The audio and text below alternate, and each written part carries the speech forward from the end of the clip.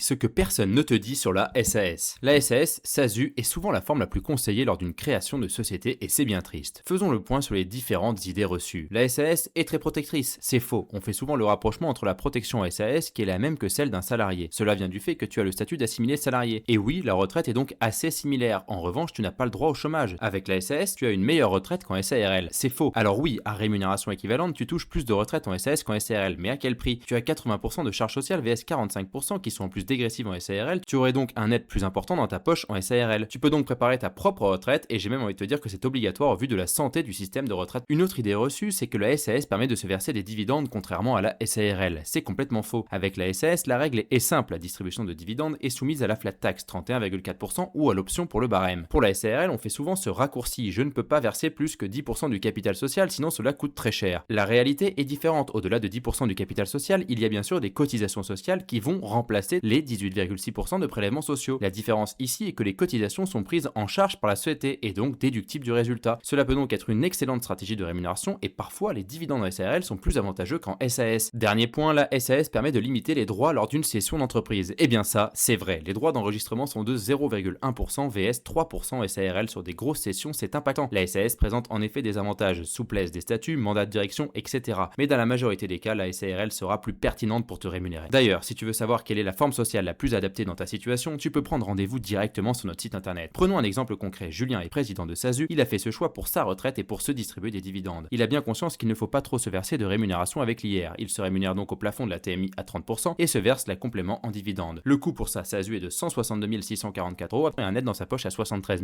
001 euros. L'IS qu'il paye sur le reste est de 5 603 euros pour une distribution de dividendes à hauteur de 31 753 euros sur lequel il paye de la flat tax et il se retrouve avec un net de 21 783 euros sur la partie dividendes, soit un total de 94 784 euros ici pour une retraite estimée à 5 734 euros brut. Il a pondéré entre salaire et dividendes pour optimiser l'IR mais aussi la retraite. Tout n'est pas à jeter mais il peut faire largement mieux. Pour la rémunération, il a raison de plafonner à la TMI à 30%, mais ici il paye trop de charges sociales, 80%. Alors on va lui conseiller de passer en SARL et même s'il se rémunérait 100% rémunération en SARL, il aurait un net de 105 000 euros, soit 10 000 euros de plus et une retraite de 4 900 euros brut. Et les dividendes alors? Oui, car ici Julien est dans la TMI à 41%, ce n'est pas vraiment optimal. Alors on va faire un mix entre les deux. De la rémunération au maximum de la tranche à 30%, cette fois-ci ça lui coûte 130 000 pour 73 372 euros net, et donc il reste plus de dividendes à distribuer sur lequel il paye des cotisations et de l'impôt sur le revenu, 38 974 euros en net sur la partie dividendes, soit un total de 112 346 euros pour une retraite de 4 900 euros également. Et oui, les dividendes en SARL cotisent pour la retraite. Pas si mal finalement, non? Alors oui, en SAS tu as 900 euros de retraite en plus, mais là tu as 17 000 euros de plus chaque année dans ta poche. Je te laisse faire le calcul pour voir qui est gagnant au bout de quelques années. Et si tu souhaites avoir du contenu tous les jours,